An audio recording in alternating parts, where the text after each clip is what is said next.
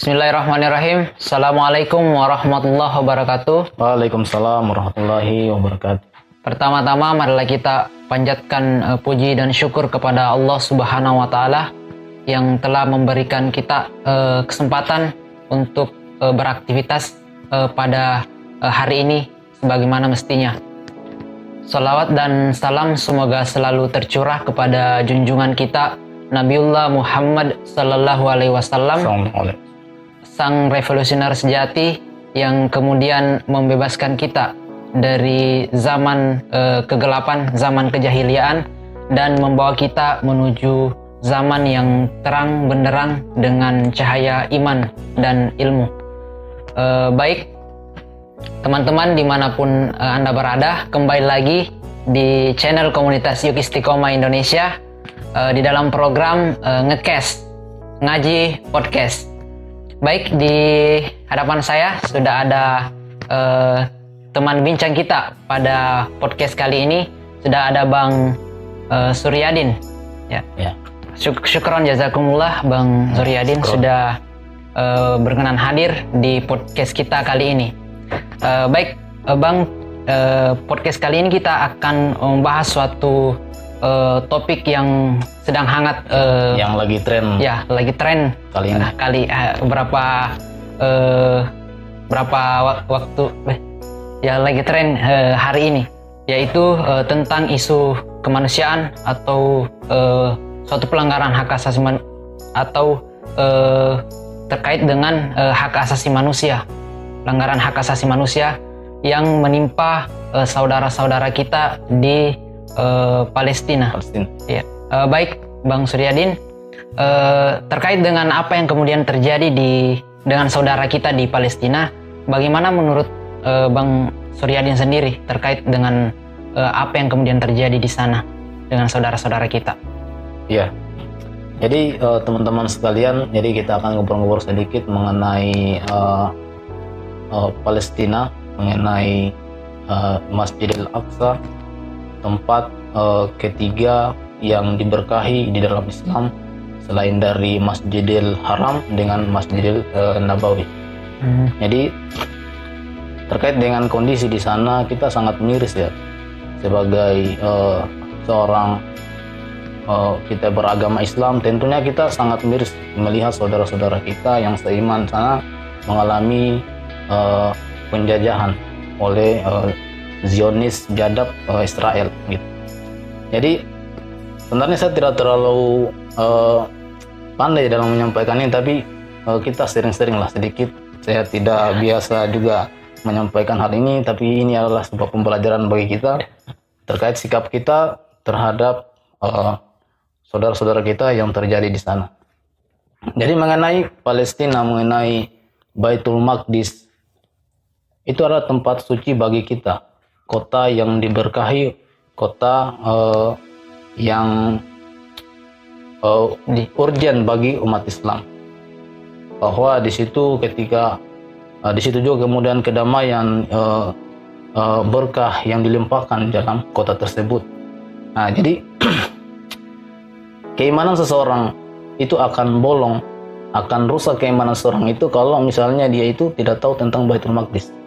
Dia tidak mau peduli dengan Baitul Maqdis. Kenapa? Karena begini, kita ini sholat 5 waktu. Kita kan sholat kan 5 waktu. Tapi jangan lupa, sholat itu kita tegakkan di atas kota Baitul Maqdis. Sebelum kemudian Rasulullah itu naik ke Sidratul Muntaha. Kita kemudian misalnya 25 nabi dan rasul itu kebanyakan dari 19, bahkan dikatakan para ulama 19 dari mereka itu berasal dari kota Baitul Maqdis. Di dalam Al-Quran banyak kemudian menceritakan tentang Baitul Maqdis, tentang kota yang hari ini dijajah oleh Zionis Israel. Contoh misalnya, di dalam Al-Quran berapa nama nabi yang dipakai untuk yang berasal dari Baitul Maqdis. Ada kemudian Nabi Yusuf, ada kemudian Nabi Musa, Ibrahim, Yunus, semua itu berasal dari mana? Dari Baitul Maqdis.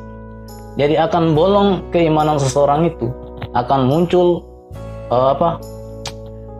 sebagai akan rusak keimanan seseorang itu kalau dia itu tidak tahu, tidak ada pedulinya, tidak tahu sejarah Baitul Maqdis. Jadi mungkin kita menyaksikan hari ini bagaimana saudara-saudara kita yang tersiksa, tertindas di sana. Tentu harus ada kemudian sikap yang kita ambil, harus ada solusi yang kemudian kita berikan, dan mungkin ke depan kita akan bahas ini. Mungkin seperti itu, saya kembalikan dulu. Jadi terkait dengan sana, kita sangat prihatin dengan saudara kita, bahkan sangat miris, bukan sebagai penilaian secara agama saja, kita kemudian secara manusiawi itu tidak beradab. Bahkan banyak negara-negara lain itu yang mengencang Zionis Israel ini atas tindakannya itu. Anak-anak kecil, para perempuan, kita menyaksikan lah video-video yang beredar itu terkait kejadian di sana, sangat miris sekali. Ya baik Bang, tadi Bang Ading mengatakan sikap kita terhadap Palestina. Tapi kalau kita melihat di media misalnya itu banyak sekali yang mengatakan bahwa urusan Palestina, urusan kita di Indonesia, kita tidak usah campur ya. Banyak kemudian mengatakan seperti itu. Ada juga yang mengatakan bahwa ini adalah hanya persoalan orang Islam saja. Kita yang non Muslim ya tidak usah masuk di dalam ranah atau tidak usah mendukung Palestina. Bagaimana sebenarnya? Jadi sebenarnya apakah kita harus ikut mendukung Palestina seperti itu, Bang? Jelas bagi seorang Muslim kita itu harus kemudian peduli sesama saudara kita. Dikatakan bahwa kita itu seperti satu tubuh ya, ketika tubuh itu disakiti maka seluruh tubuh itu akan ikut sakit juga. Bahkan kita bukan kemudian hanya membela, kita bukan hanya membela kemanusiaan yang terjadi di sana, krisis yang terjadi di sana, tapi juga kita bela tentang agama. Ini persoalan agama, bukan persoalan kemanusiaan. Jadi bagi umat Islam itu bukan hanya persoalan manusia, persoalan agama juga. Karena di sana ada tempat suci bagi kita, tempat yang diberkahi dari yang kemudian 3 kota yang kemudian diberkahi itu selain dari Masjidil Haram dengan Masjid Nabawi itu yaitu Masjidil Aqsa. Jadi yang kita pahami pada saat ini bahwa Masjidil Aqsa itu kebanyakan orang kan memahami itu yang Masjid Kuba, kuning emas, itu Kuba emas itu. Itu bukan Masjidil Aqsa, tapi Masjidil Aqsa itu sebuah kompleks gitu ya. Sebuah kompleks. Kalau orang kemudian kebanyakan orang kan persepsinya masjid itu kan harus ada kubahnya, harus kemudian ya seperti masjid, tapi sebenarnya Masjidil Aqsa itu bukan sekedar masjid atau yang berkubah kuning itu. Itu kubah batu. Kebanyakan orang kan mengatakan itu Masjidil Aqsa. Nah, padahal Masjidil Aqsa itu adalah kompleks di situ atau kan ada 3 istilah ya yang kita kemudian harus pahami, bahwa Masjidil Aqsa itu adalah yang pertama itu berupa kompleks, kemudian yang lebih besar lagi ada wilayah atau kota tua Yerusalem, kemudian yang lebih besar lagi kota tua Yerusalem, yang kemudian yang ketiga lebih besar lagi wilayah secara luas wilayah Masjidil Aqsa yang kemudian yang dibuat pada saat batas-batasnya itu yang ditentukan oleh penjajah Inggris, ya, penjajah Inggris pada saat itu. Jadi memang artinya kita memiliki kewajiban begitu di dalam mendukung Palestina. Jadi apa yang bisa kita lakukan atau bagaimana cara kita untuk kemudian mendukung saudara-saudara kita seperti itu, Bang? Ya. Jadi banyak cara ya atau solusi yang kemudian diberikan oleh masyarakat kita bangsa Indonesia yang memberikan berikan bantuan, obat-obatan, donasi. Tetapi tidak cukup sampai di situ. Kemudian kita itu hanya memberikan solusi yang seperti itu. Jadi misalnya bahkan ada dulu ya Pak, bahkan ada yang kemudian mencangangkan solusi dua negara. Jadi Israel kemudian Palestina itu bagi dua saja lah, bagi dua supaya kemudian mereka itu bisa damai begitu. Ini sesuatu hal yang menurut kita bagi umat Islam ini sesuatu yang batil. Jadi begini, misalnya nih ada rumah kita didatangi perampok nih. Iya, iya. Rumah kita didatangi perampok, kemudian ada pihak ketiga yang memberikan solusi kayak kita, misalnya. Bagaimana? Saya akan memberikan kalian solusi. Bagaimana nih? Kita bagi dua saja ini. Bagi dua. Ini rumah kalian ini bagi dua dengan perampok gitu. Terus ini sesuatu yang batil menurut kita. Betul. Karena kita dengan hal begitu kita akan menerima mereka itu masuk di daerah kita. Gitu. Kemudian yang kedua berkaitan dengan bantuan, donasi dan lain sebagainya. Tentu itu diperlukan, memberikan bantuan itu diperlukan. Tetapi kita melihat ya kondisi di sana itu ada dua kondisi. Yang pertama itu ada si korban dan si pelaku. Ini korban ini kita memberikan bantuan solusi, ya mungkin teratasi. Tetapi kemudian bagaimana ini solusi dari si pelaku ini, Zionis Israel ini, solusinya bagaimana ini? Iya. Jadi solusinya itu bukan hanya kemudian kita itu hanya memberikan bantuan. Misalnya yang begini, ada nih tubuh kita yang sakit, tangan kita sakit. Kemudian Israel datang, kita datang untuk Israel menyakiti tubuh kita. Sebenarnya tangan kita yang disakiti. Datang kita memberikan obat, kasih sembuh tangannya kita. Situ kemudian Israel menyakiti kaki kita. Kemudian datang kita memberikan bantuan, terobati lagi. Tidak akan selesai, mereka akan menyakiti seluruh tubuh kita. Maka solusi yang terbaik itu ya tentu di dalam Islam itu sudah ada kemudian metode, ada toriko yang kemudian diberikan kepada kita. Ya tentu ini kita kemudian memerlukan solusi yang hakiki. Solusinya ya kita itu membutuhkan sebuah pemimpin yang kemudian menggerakkan pasukan untuk pergi ke sana untuk jihad fisabilillah.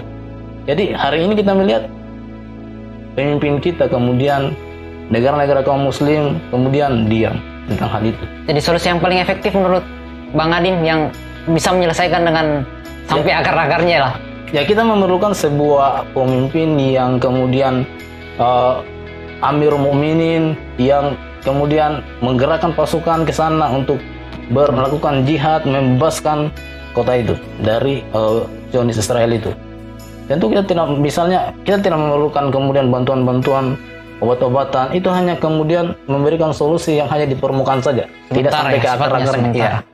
Misalnya nih, ada kebanyakan kita harus kemudian doakan. Iya, doa itu penting. Doa itu penting. Rasulullah kemudian menyampaikan kepada kita, bukankah doa orang yang dizolimi itu tidak ada penghalang antara dia kemudian dengan Allah. Tapi jangan lupa Rasulullah itu bukan cuma kemudian hanya berdoa. Rasulullah itu melakukan peperangan, ada taktik, ada strategi yang dilakukan seperti misalnya di perang Badar, kemudian di perang yang lain-lainnya. Itu melakukan jihad fisabilillah. Jadi yang perlu kita lakukan itu adalah kita memerlukan sebuah pemimpin, Amirul Mukminin, kekuatan Islam yang kemudian bersatu untuk kemudian membebaskan kota itu, mengirimkan pasukan membebaskan kota itu. Ya baik. Ya mungkin itu saja Bang perbincangan kita hari ini terkait kemudian apa yang terjadi dengan saudara kita di Palestina. Jadi memang ada kewajiban yang kemudian harus kita berikan, yaitu berupa dukungan ataupun bagaimana kita memberikan semangat kepada saudara-saudara kita di sana. Jadi permasalahan Palestina atau permasalahan saudara-saudara kita di sana itu bukan hanya permasalahan kemanusiaan saja. Kemudian permasalahan mengenai agama. Dan kemudian menurut Bang Adin adalah permasalahan terkait dengan agama. Jadi mungkin sebelum ditutup mungkin saya tambahkan sebagai closing statement. Silakan Bang. apa kemudian kata mantan perdana menteri Israel ya mengatakan bahwa ketika kami itu membakar Al-Quds, ketika kami itu menjatuhkan bom-bom kepada masyarakat di sana, malamnya itu kami tidak bisa tidur. Mereka kemudian tidak bisa tidur membayangkan seluruh bangsa Arab itu, kemudian seluruh kaum muslim itu akan menyerang Israel. Tapi kemudian setelah malam itu selesai, kemudian mereka bangun pagi, tidak terjadi apa-apa. Kemudian mereka sadar bahwa kita ini sedang menghadapi umat yang sedang tidur. Dan kenapa mereka tidur? Karena tidak ada pemimpin yang membangunkan mereka, tidak ada kekuasaan, tidak ada negara yang membuat mereka bangkit. Dan itu adalah umat Islam hari ini. Membebaskan Al-Quds, membebaskan Palestina, kita kemudian harus membutuhkan sebuah pemimpin yang mengirim pasukan seperti Salahuddin Al-Ayyubi yang membebaskan Al-Quds pada saat itu. Jadi yang kita perlukan itu sekarang itu jihad fisabilillah, mengirimkan pasukan, bukan hanya kemudian kita memerlukan doa, donasi dan lain sebagainya, tetapi itu hanya solusi yang hanya di permukaan saja. Mungkin ya omongan saya dari itu saja. Baik, sekali lagi syukron jazakumullah Bang Suryadin atas ilmu yang kemudian diberikan, atas bincang-bincang sharing yang kemudian disampaikan pada podcast kali ini. Baik teman-teman, semoga video ini bermanfaat. Sampai jumpa di podcast selanjutnya. Assalamualaikum warahmatullahi wabarakatuh. Waalaikumsalam warahmatullahi wabarakatuh.